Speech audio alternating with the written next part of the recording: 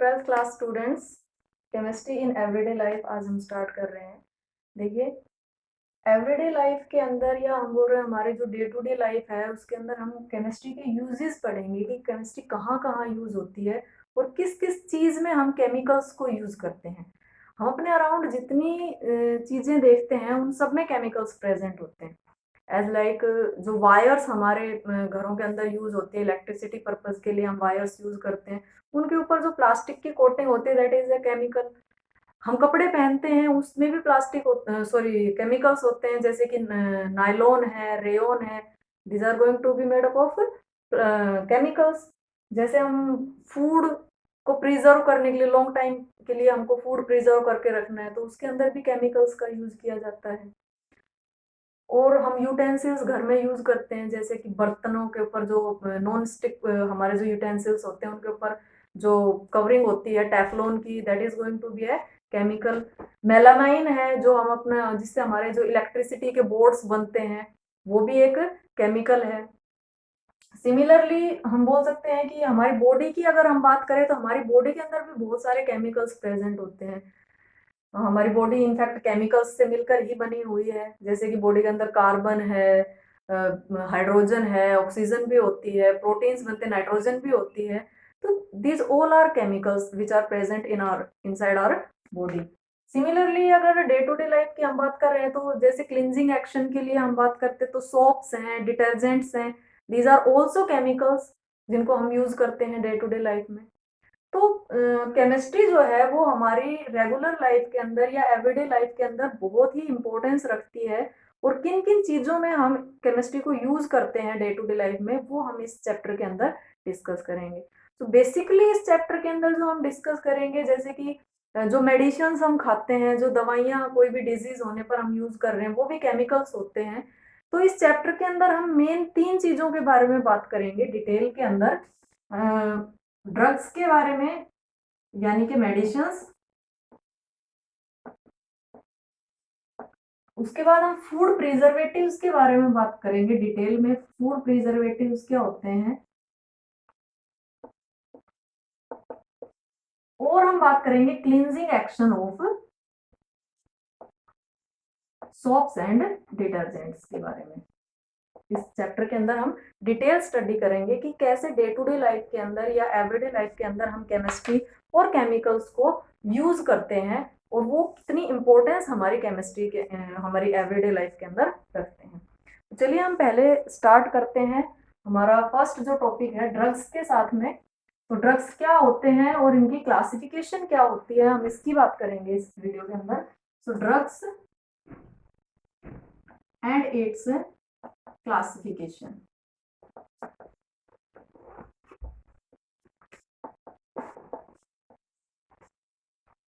देखिए, नाम इंडिकेट कर रहा है जैसे कि टॉपिक का कि ड्रग्स हैं।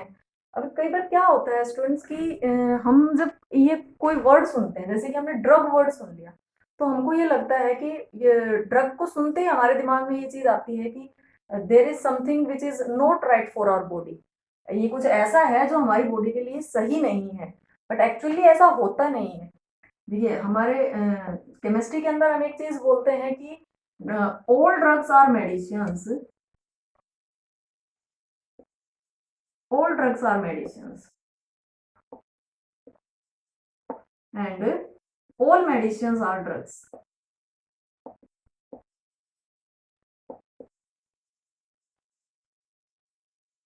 and all medicines are drugs। तो ड्रग्स जो है ये हमेशा ड्रग्स हम बोल सकते हैं हार्मफुल ही नहीं होते हैं बॉडी के लिए। हाँ, कुछ ड्रग्स होते हैं जो हमारी बॉडी के लिए हार्मफुल होते हैं, उनकी हम बात करेंगे वो क्या होते हैं एक्चुअल में। लेकिन देयर आर सम ड्रग्स या there are something which is very useful for our body और for our well being.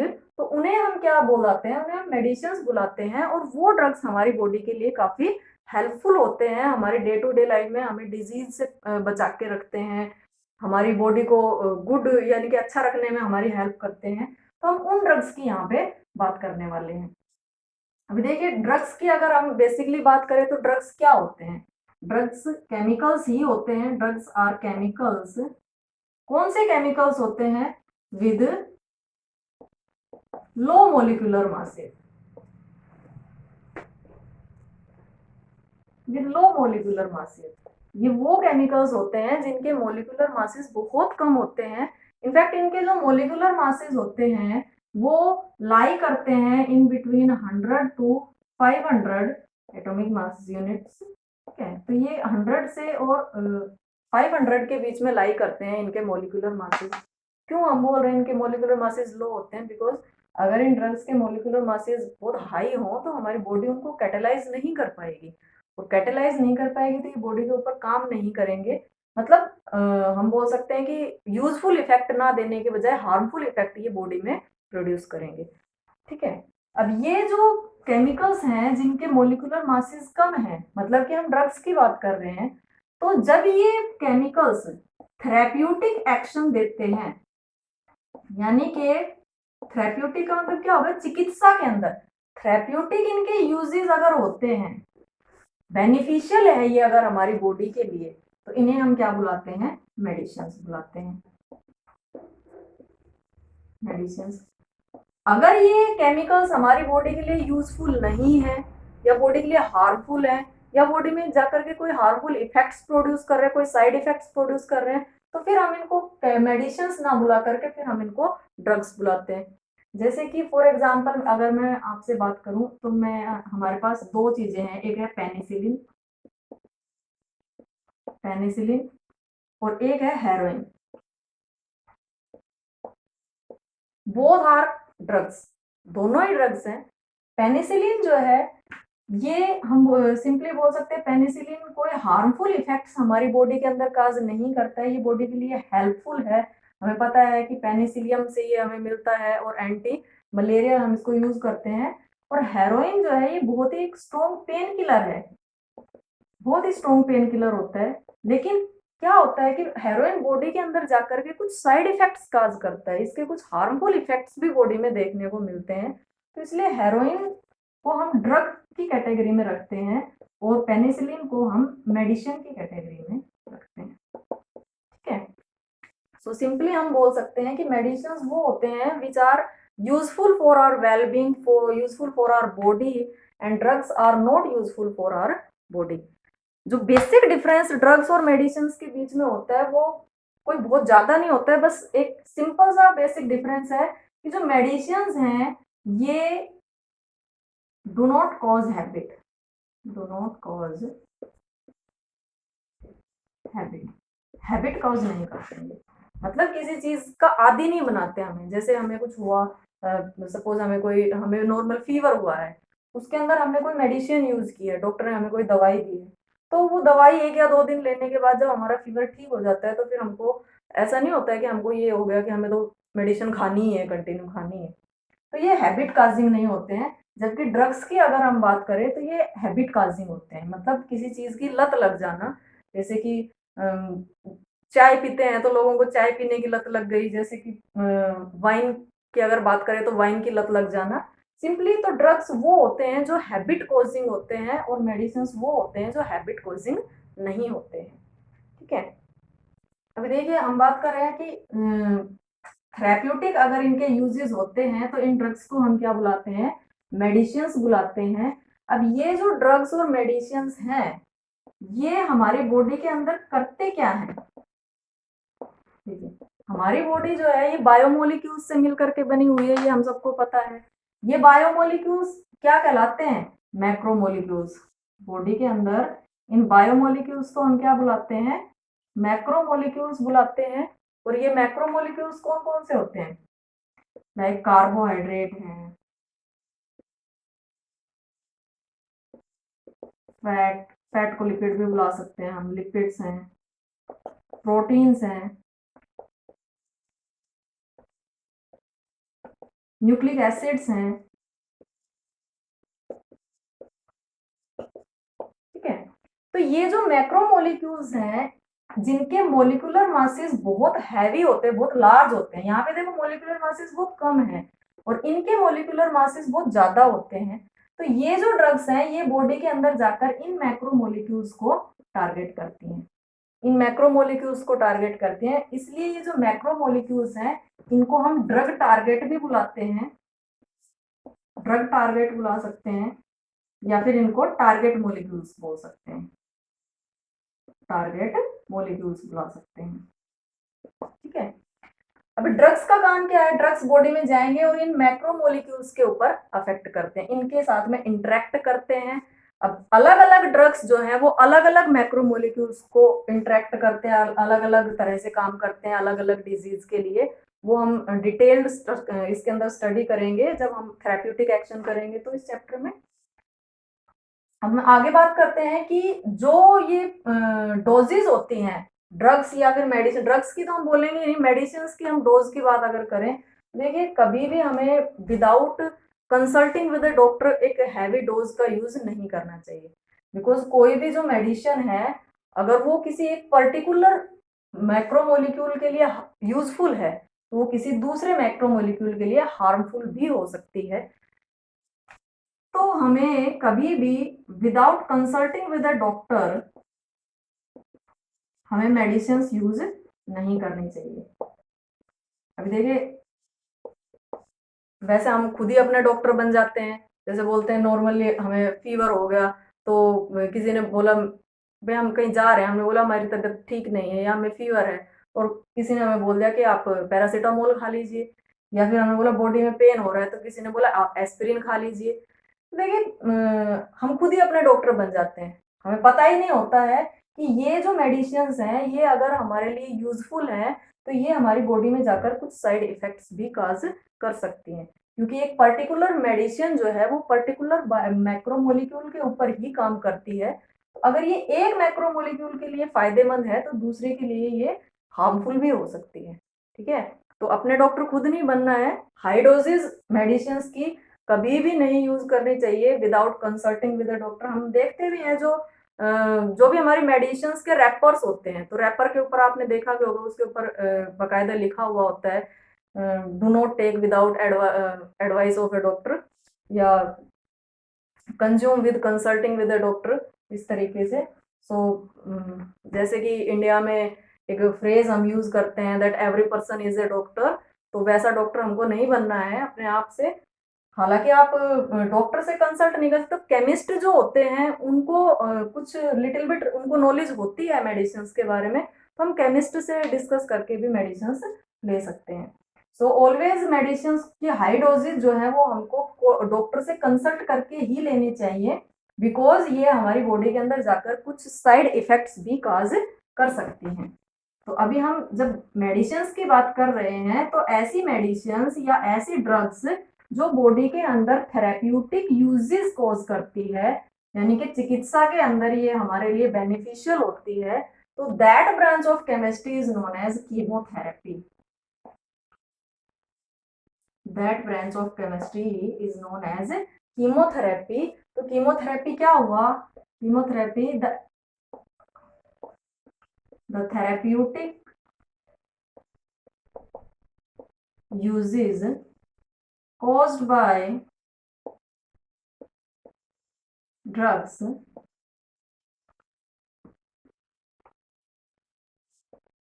is known as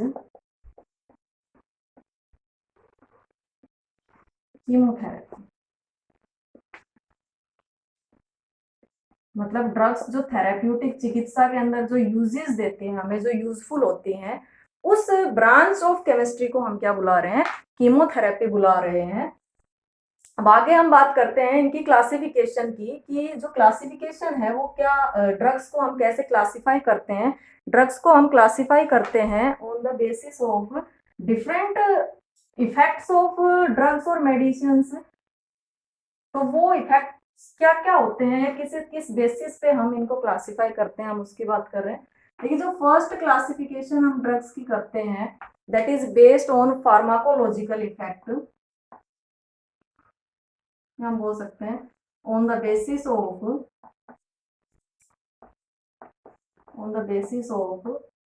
pharmacological effect. अब इसमें क्या है, फार्माकोलॉजिकल इफेक्ट के बेसिस पे ये क्यों यूजफुल होती है। देखिए ये वाली जो क्लासिफिकेशन है it is useful for doctors, ये डॉक्टर्स के लिए यूजफुल होती है। क्यों, because it provide a whole range of drugs or medicines to treat a particular disease. एक particular disease को क्योर करने के लिए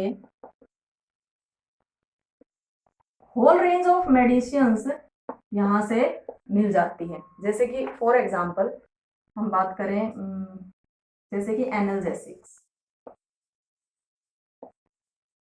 अब हमको पता है एनाल्जेसिक्स क्या होते हैं। एनाल्जेसिक्स पेन रिलीवर होते हैं, पेन रिड्यूसिंग होते हैं, ठीक है। अभी देखिए एनाल्जेसिक पेन रिड्यूसिंग में भी तो बहुत सारी मेडिसिन आती है ना, जैसे पेन रिड्यूस करने के लिए एस्पिरिन ली जा सकती है, पैरासीटामोल ली जा सकती है, जैसे कि मेफ्टॉल यूज की जा सकती है।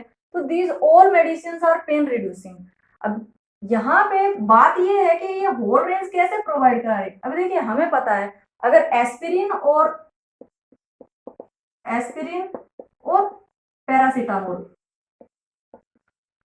अगर हम बात करें तो हम इन दोनों को ही एज पेन रिलीवर यूज करते हैं।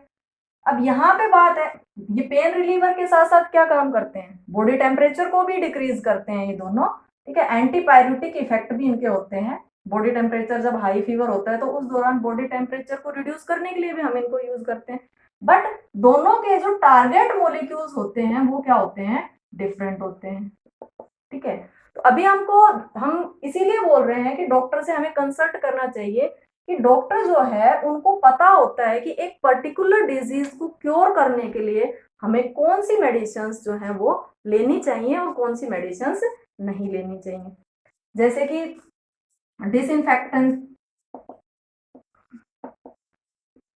डिसइंफेक्टेंट्स हम यूज करते हैं, डिसइंफेक्टेंट्स में हम यूज करते हैं डेटॉल यूज कर रहे हैं हम,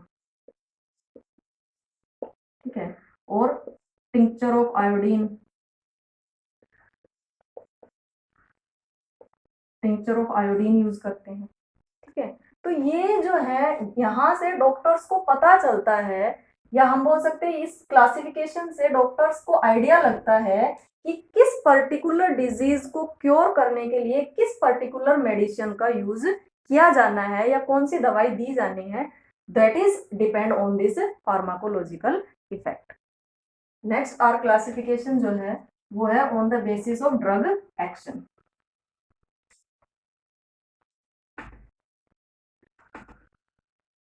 On the basis of drug action. Second classification.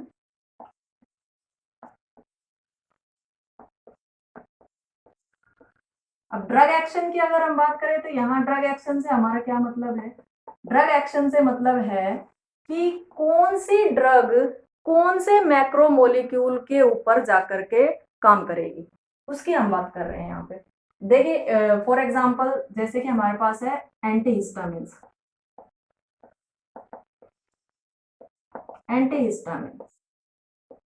Antihistamines क्या होते हैं, देखो इनको एंटी एलर्जिक्स भी बुला देते हैं। एंटी का मतलब क्या होता है, जो अगेंस्ट काम कर रहे हैं, किसके अगेंस्ट, हिस्टामिन के।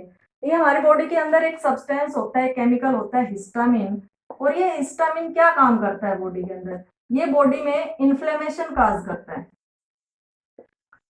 हिस्टामिन क्या करता है, इन्फ्लेमेशन बॉडी के अंदर काज करता है, मतलब स्वेलिंग बॉडी के अंदर या एलर्जिक जो रिएक्शंस होती हैं वो काज करता है हिस्टामिन।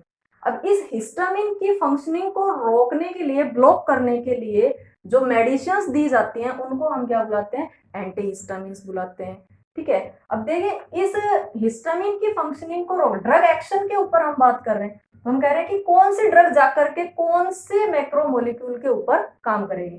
तो मतलब हिस्टामिन को रोकने के लिए हमको ऐसी ड्रग देनी है जो इसके अगेंस्ट काम करे। अब ऐसा तो नहीं है ना हिस्टामिन की फंक्शनिंग को रोकने के लिए हम दे दे पैरासीटामोल, है ना। हम बॉडी के अंदर इन्फ्लेमेशन हो रही है और हम दवाई दे रहे हैं टेम्परेचर लो करने के लिए, तो ऐसा नहीं होना चाहिए। तो ये जो क्लासिफिकेशन है ये हमको हेल्पफुल होती है ये पता लगाने के लिए कि किस ड्रग का किस मैक्रोमोलिक्यूल के ऊपर अच्छा काम होगा, ठीक है। नेक्स्ट जो क्लासिफिकेशन है that is based on the structure of drug. Third है on the basis of drug structure.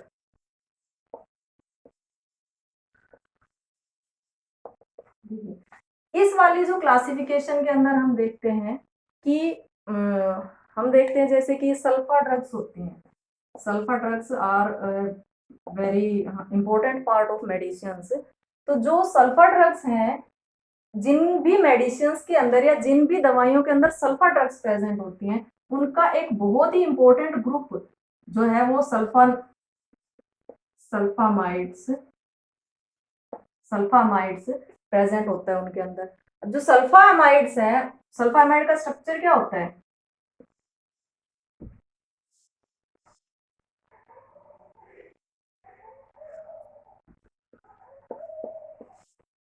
This is going to be our structure for sulfamides.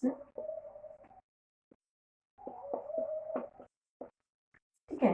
अभी जितनी भी ड्रग्स होती हैं, जितनी भी मेडिसिन हैं जिनके अंदर सल्फा ड्रग्स होती हैं, तो उनके अंदर क्या प्रेजेंट होगा? सल्फामाइड्स। और सल्फामाइड्स का स्ट्रक्चर क्या होता है? ये होता है। तो स्ट्रक्चर के बेसिस पे ये पता चलता है कि ये जो स्ट्रक्चर है या ये जो सल्फामाइड्स है किस पर्टिकुलर टारगेट मॉलिक्यूल को जाकर के बेस्ट अफेक्ट कर सकती हैं। तो उस हिसाब से डिजीज को क्योर करने के लिए ये मेडिसिन दी जाती हैं। नेक्स्ट जो हमारी क्लासिफिकेशन है, that is on the basis of molecular target. On the basis of molecular target. On the basis of molecular target. ये वाली जो क्लासिफिकेशन है, it is very very useful in medicinal chemistry. हम बोल सकते हैं very useful in medicinal chemistry.